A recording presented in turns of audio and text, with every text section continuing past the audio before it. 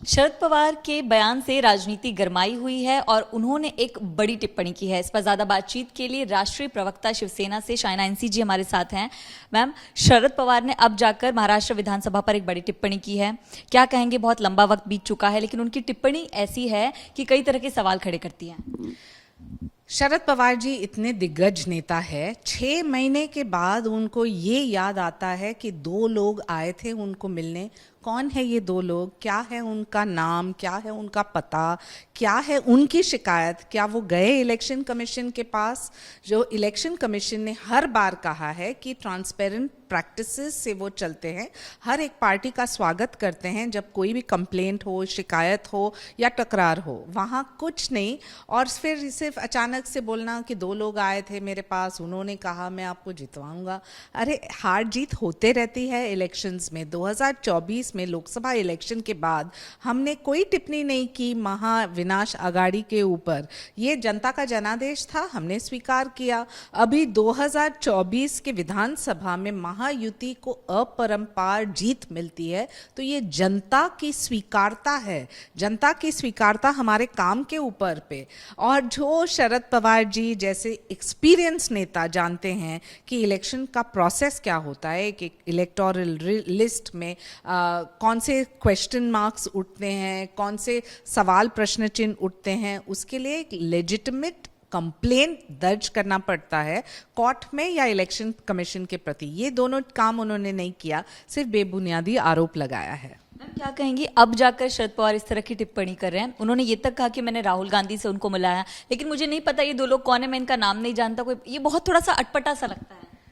देखिए, मुझे लगता है ये कोई फिल्म का स्क्रिप्ट जैसे दिख रहा है कि 2 लोग आए थे, मुझे मिले थे, मुझे उनका नाम पता नहीं, मुझे उनका एड्रेस पता नहीं, मैंने कोई कंप्लेंट नहीं किया, मैंने उनको भेज दिया राहुल गांधी के पास। राहुल गांधी ने क्या किया उनको पता नहीं, और फिर 8 महीने के बाद वो बोलते हैं कि इलेक्शन कमीशन ने क्या गलत काम किया। इलेक्शन कमीशन का काम क्या है? लोगों को बाहर लाना वोट करने के लिए, ये देखना कि भारी मात्रा में लोग आए, इस प्रजातंत्र के पूरे पर्व में वो भागीदार रहे, और जो लोग फेक वोटर लिस्ट हो या बोगस वोटर्स हो या इमिग्रेंट्स हो या जिनका कहीं सही में पेपर वर्क नहीं, तो उनको निकाले लिस्ट से। अभी इलेक्शन के बाद 8 महीने के बाद आप यहाँ बात कर रहे हैं हरियाणा के इलेक्शन के बारे में, महाराष्ट्र के इलेक्शन के बारे में। मैं आपको यकीन से कह सकती हूँ ये सेम एक्सक्यूज़ उनका रहेगा बिहार के इलेक्शन के बाद भी, क्योंकि उन्होंने सकारात्मक कोई काम योजना नहीं की, क्योंकि जो वो करते तो कोई भी हाल में वो जीतते। जो जनादेश होता है, जो वोटर होता है, जो आम नागरिक है, वो उस आधार पे वोट करते हैं, सक्रिय काम के आधार पे। जैसे कि हमारे पक्ष में एकनाथ जी शिंदे और शिवसेना ने किया, जहां 80 सीट पे हम लड़े, उसके बावजूद 60 सीट पे जीत के आए, सबसे ज़्यादा स्ट्राइक रेट। क्यों? क्योंकि बहुत सारे योजना हैं जिससे लोग प्रभावित थे। ये लॉजिक रीज़न जो है वो जिस ढंग से ट्रांसलेट होता है वोटिंग डे पे, आपको स्वीकार करना ही पड़ेगा, क्योंकि यही खूबी है हमारे प्रजातंत्र की। क्या कहेंगे? कांग्रेस के प्रदेश अध्यक्ष भी लगातार सवाल खड़े कर रहे हैं। वो कह रहे हैं महाराष्ट्र के मुख्यमंत्री चीफ मुख्यमंत्री हैं। क्या ये लोग इलेक्शन कमीशन के दलाल हैं? इस तरह के शब्दों का इस्तेमाल है। देखिए, कांग्रेस के अध्यक्ष हो या कोई अन्य व्यक्ति, जब प्रधानमंत्री मुख्यमंत्री के ऊपर आप टिप्पणी करते हैं तो ये आप टिप्पणी कर रहे हैं वोटर के ऊपर, क्योंकि जनता तय करती है कौन बनेगा प्रधानमंत्री, पार्टी तय करती है कौन बनेगा मुख्यमंत्री।